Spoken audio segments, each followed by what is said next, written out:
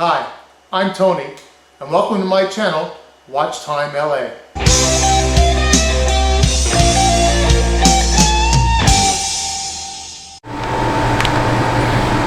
Hello folks, and welcome back to another edition of Watch Time LA. Today we are going to do a side-by-side comparison of a real and fake ladies Oyster Perpetual Datejust. Now I want to say right up front, and I'll put this in the show notes as well, I do not condone buying or owning a fake or rip-off watch or purse or anything of any kind. I would never do it. I think it's, well, besides it being illegal, it's just not fair. It's not fair to the product maker. Imagine if you were the owner of a particular patent or whatever, and everyone in the world was copying your products and selling them under your name. You probably wouldn't like it either. I'll tell you the story of how I got this particular one and why it's going back to the person who I got it from. But before I do that, I just want to tell you it is sometime in September of 2017 in the Los Angeles area. We've had record triple-digit heat waves. It was 115 or 116 the other day. Los Angeles has been declared a state of emergency because of some wildfires that are burning in the mountains very close to homes. There's already been some homes destroyed. I've had fire literally right outside my door at one time many years ago. Luckily, that's not the case today. We're very safe from this current blaze. Last I heard, the fire department is letting it run its course in certain areas because it's just so much fire food from all the rains that we got this year. And one of the other reasons I'm telling you that is you hear a loud mechanical noise behind me. That is my portable air conditioning that is just putting a dent in the oppressive humid heat here that we're very unaccustomed to in Los Angeles. I'm working out of my garage, so it's a little noisy, and it's either that or no videos for a while. In fact, I did a video. I'll put the tag up here in a minute. You'll see it up there in a second, for a shopping expedition I went on because it was so hot to go in the garage, I just couldn't do it. But anyway, let's get into this. First, I have two watches here. Now that I get all the preliminaries out of the way. They both claim to be the exact same watch, of course, with a different dial color. They both claim to be a Rolex Oyster Perpetual Datejust. And it also says that it is a certified chronometer. And I forget what else it says here. Let me see. Certified chronometer. And I can't read that, my eyes are so bad. I'll get to that in a minute. But in any case, let's go over some of the terminology that Rolex uses. It's pretty confusing, and some of it is really depending on who you talk to is the answer you'll get. For instance, let's talk about the Oyster part of this. The Oyster got its name from being the first waterproof watch, I believe, in the 1920s sometime. And that Rolex just simply branded it the Oyster because it goes underwater and doesn't get damaged. Perpetual, now there's a lot of watches that call themselves Perpetual. Perpetual in some watches, when you look at it, means the calendar's perpetual, meaning that no matter what the month is, whether it's a 27-day month or a 31-day month, it's always accurate. Now that cannot happen in a mechanical watch, to my knowledge. I think you can go as far as a year, but after that. But for instance, Timex makes a perpetual calendar watch that is always correct, and it has been correct. I own one that's been correct for 7 years in a row. Never been incorrect on the date. Or you can think of it as maybe a perpetual time, but that's not it either. The only thing perpetual means is that it's an automatic watch, just like millions of other watches. It has a little rotor in it. It moves around like this, and it charges the spring instead of having to wind it. So that's all that means. They also coined the term Datejust. Now this is one that if you Google Datejust, why is it called Datejust, you'll probably come up with a minimum of 10, maybe 20 different explanations. One of the explanations is they were just about to come out with a watch that had the day and the date, meaning Monday, Tuesday, Wednesday, as well as the 3, 4, 5. And they didn't want it confused. Let me zoom in here a little bit without moving around. If I can do this. But, so they just call this the just date, and instead coined the term Datejust. There's a couple of other stories about why they called it the just, and to be honest with you, some of them sounded pretty legitimate. In fact, there was a couple of them that did, and I'll let you do your own research on that. Certified chronometer means that it has been tested for accuracy. You can look up exactly what that means as well. Okay, I stand corrected. It says superlative chronometer officially certified. And that's, you can look up whatever the certification is on Google, and it'll tell you exactly what it is. That's not what this video is about. This video is about a real versus fake Datejust. I'm not going to tell you which is which yet, but I will tell you how I came into the possession of the fake one. Someone came to me and said, hey, my mom was given a watch in payment for some work that she did. And the owner said, here, I'll give you this Rolex in payment, but it doesn't work. You're going to have to get it fixed. So she gave it to me, and I was, just by touching it, I was about 99% sure it wasn't real. And after I looked at it with just a little 3x magnifying glass, I was sure of that. And then, of course, I popped it back open. But for the sake of this video, we're going to do a couple of tests. You guys probably have already figured it out already, I have no doubt. But we're going to do a couple of tests here and see what we find out. Okay, for our first test, we're going to do a little weight measurement here. I'm going to take the first one, plop it on the scale after I've zeroed it out, and it measures 1.4 ounces. Okay, we're going to take that, move it to the side. I'm not going to touch the scale at all. We're still on the same clip. And I'm going to drop the second one on, and it comes out to 1.85 ounces.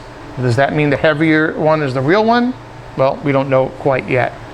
Let's look at a couple of other things here. I'm going to move the scale. Okay, for the next test, I'm going to get my calipers here, my special Harbor Freight version. I use this one for measuring watches because it's all plastic. I have a really nice one for measuring things that need very accurate measurement, and this will not do very accurate measurement. In fact, there it is, completely closed. So you have to zero it, and it never really does zero, but it's close enough what we're going to be doing here. So we're going to measure the case. Okay, we're going to measure across the width of the case, and we're going to come up, what is my height? About 26.4. We'll do the other one here.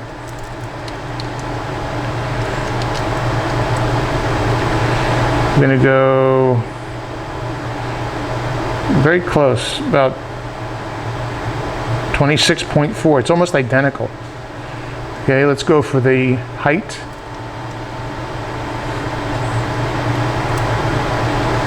Okay, we have a total measurement here of 11.505. And we're going to look at this one at, so this one's actually thinner at 10.7. So again, white dial's thinner and heavier. The one on the right with the blue dial is a little bit thicker this way and lighter. Okay, so let's do a couple other things. First of all, I hope you can see that they both have screw down crowns. You can see that there.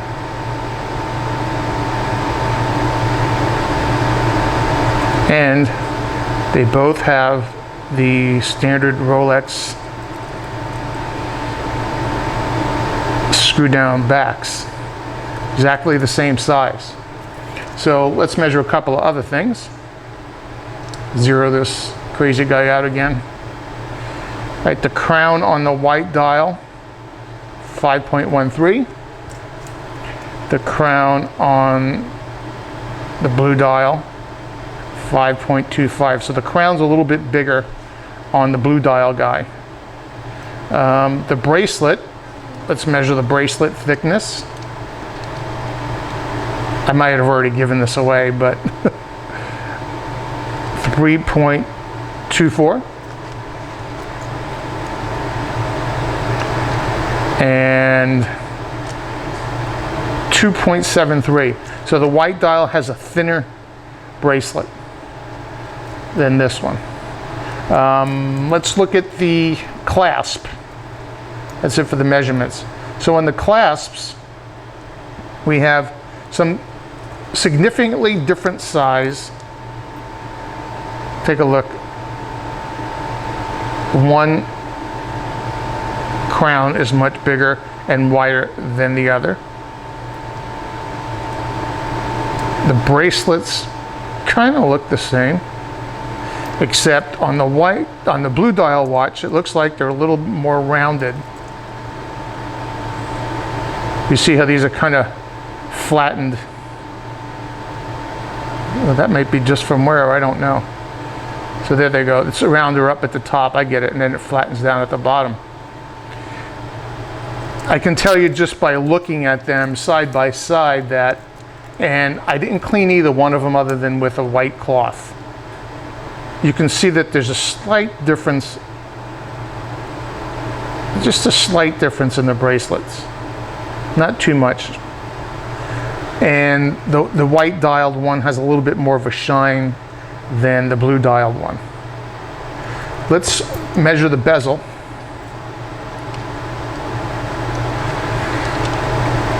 So on the bezel we have 25.3 on the blue and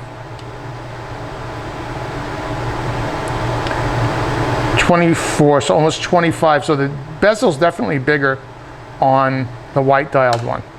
Now both bezels are fixed, they don't move. Both are fixed. The backs both say nothing. So, oh well, hold on a second here. Okay, one of these is engraved. Other than that, the backs are completely blank. Okay? They're identical. They fold over clasp here, fold over clasp here. There is a number on this one. Let me see if we can see it on the bracelet. Can we see that number? Right there. Okay, there's a number there. And I don't see that on the blue dialed one. And if we're going to look at the way the bracelet kind of moves around here, this is the blue dialed one. I'm going to do the same thing on the white dialed one, almost the same. Now if we look on the inside, you'll see that on the white dialed one, it's gold on the inside, and on the blue dial one, it's all silver. Next to compare is this part right here. On the white dialed one, we have a Rolex stamp.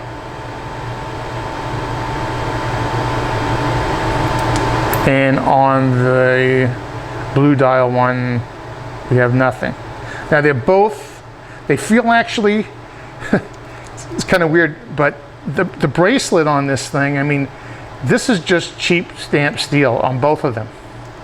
And even on this, I mean, other than the wording on one as opposed to the other, I mean, you really wouldn't be able to tell these apart. They're both pretty flimsy. Now remember, one of these is real. Now here's where we really start to notice things. This is a solid stainless steel, and these little links here are supposed to be real gold. So solid stainless steel.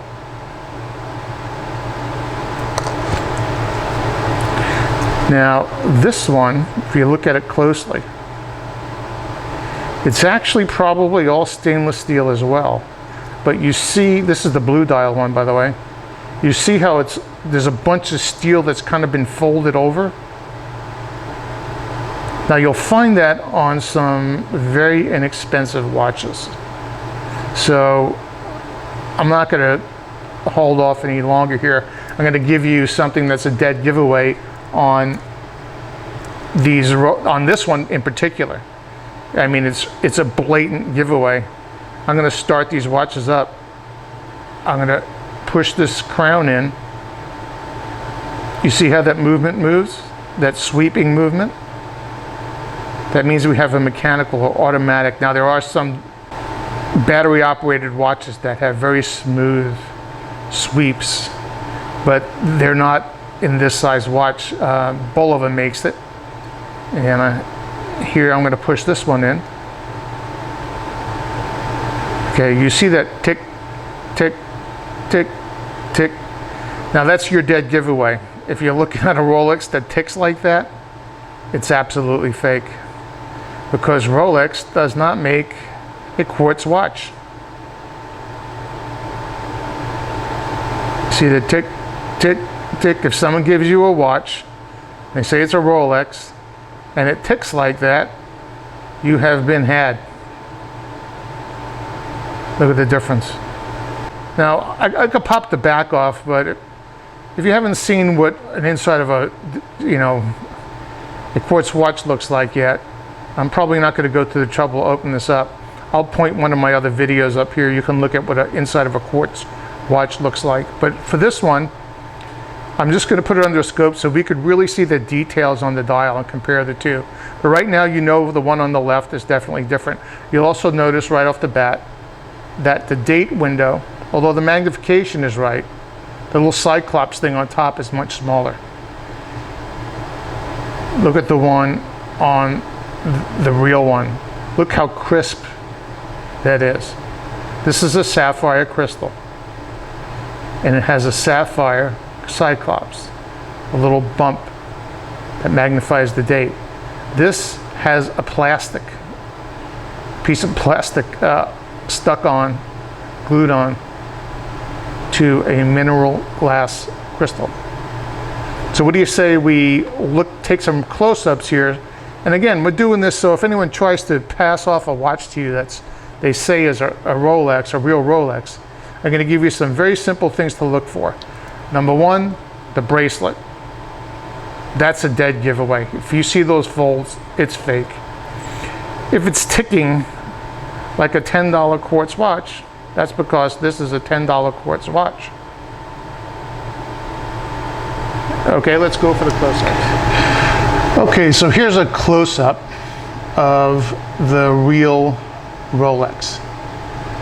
We're going to see this bezel is actually made out of real gold. The links are actually real gold.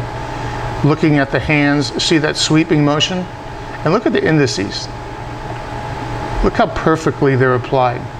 Look at the top of the crown, how absolutely perfect it is lined up with the outer chapter ring. See those indices? They're spotless.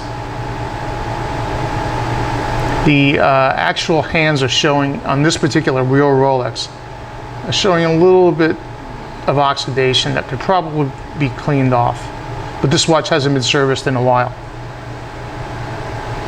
Here it says superlative chronometer, officially certified, Swiss made, which means nothing to the people who forge watches, right?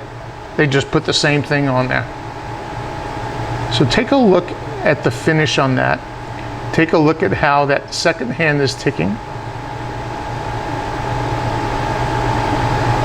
Okay, and then we're going to go down to the band. We might have to back out a little. Okay.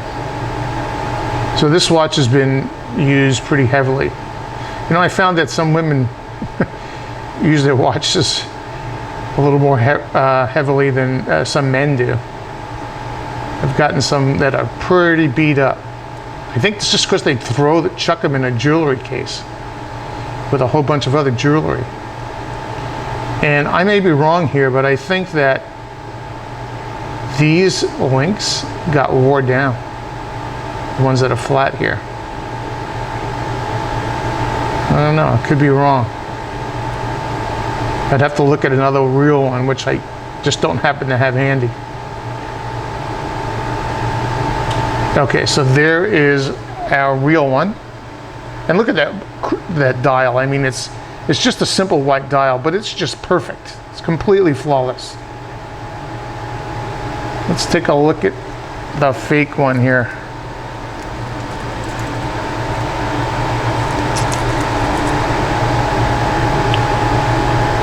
Let's get focused, please. Okay. So you can see all the scratches. Well, let me move those hands out of the way. Never fails, and every time I do this, hands are right over the... Okay, one of the things you'll notice about this thing once it focuses in is just the way the hands kind of slop around there. But I'm going to start it again. Okay, so there again, if you see that ticking, it's not real. You see all the scratches on this crystal? Although a sapphire crystal will scratch, it's very unusual to see them beat up this badly. So if someone offers you a Rolex, I mean, look at the finish inside there. You can see that this guy has actually been, this crystal, you know what that is right there? That's glue. This crystal looks like it's been glued in to this watch. The water resistance on this watch is probably 0. Okay, and you know, Rolex would like you to think that they're giving you diamonds and not rhinestones. So if someone's giving you a watch in return for some sort of labor or work, I'd be very skeptical. There's lume on these hands. I don't know if Rolex does that or not. It's not on the other one. The lume on this is terrible anyway.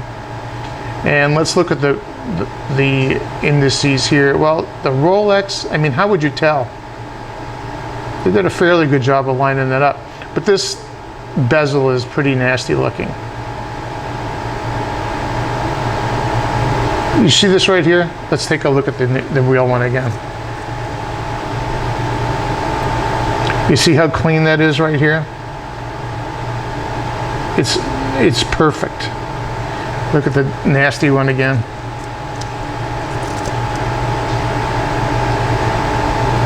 And you can tell this is just terrible. It's just a glued-in crystal and not very well done. But it says all the same things. I mean, to the casual user, you might not know. And here's your screw and crown. You can see the threads. So they went to great lengths to make. And if someone doesn't know what a quartz watch looks like when it ticks, I don't know, they might be fooled. I think my wife would be fooled. She wouldn't know. Now look at the crown. There's another one. You see the way that crown moves up and down? Let's take a look at the real one.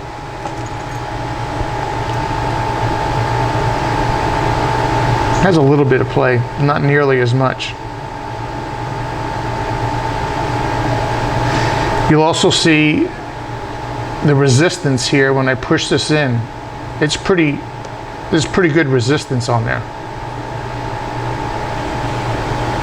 This one here, we'll go back to this one, and it's, you know, there's no resistance, virtually no resistance at all. And you can see, I'll do this one more time. There's your stem. I mean, I'm surprised this thing just doesn't fall out. So, I think we've seen enough, right?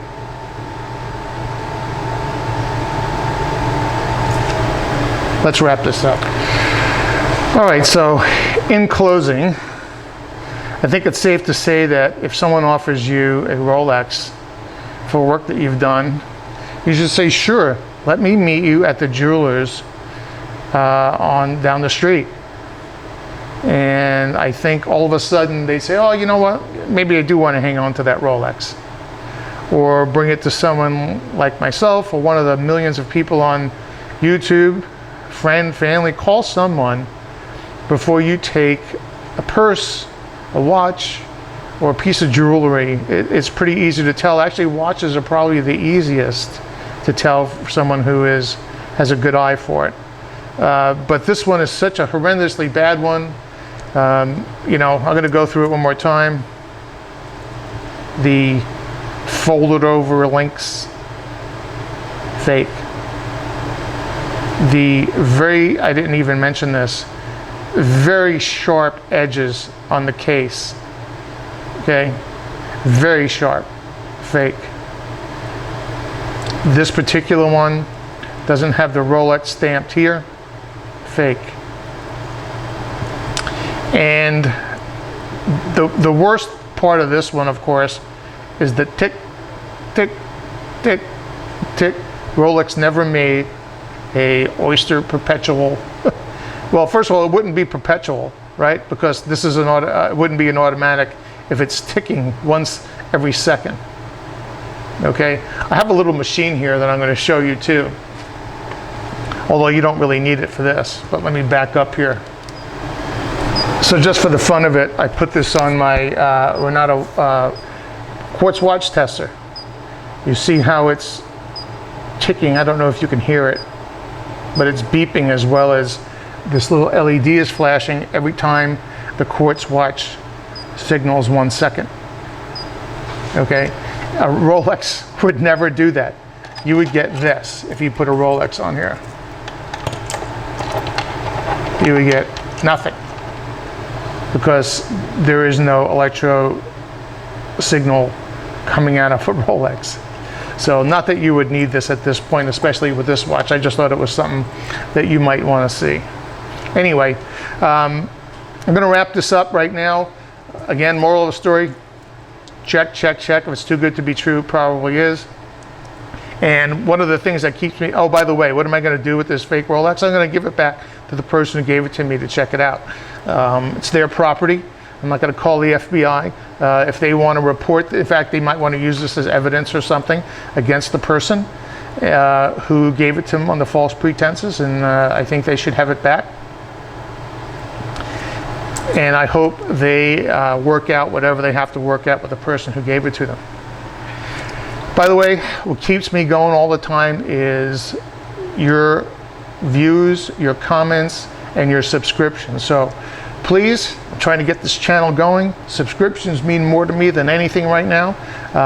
I'll put a link probably in my show notes to this watch. I believe they still make them, and usually it'll be a link for Amazon. I'm an Amazon associate.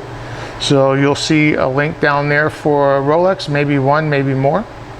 And I probably will put a link to my eBay store as well, because I do sell watches. I sell inexpensive women's watches and men's watches for all ages, digital and whatever, and they're not rip-offs. They're just, you know, some of them are fashions. I have a Seiko in there now, so I'll put notes in there, in my show notes, I mean. So take a look, and I hope you enjoyed the video. And please subscribe, and I'll have a few more videos coming, hopefully when it gets a little cooler and things settle down here in Southern California. Thank you for your time. Talk to you later.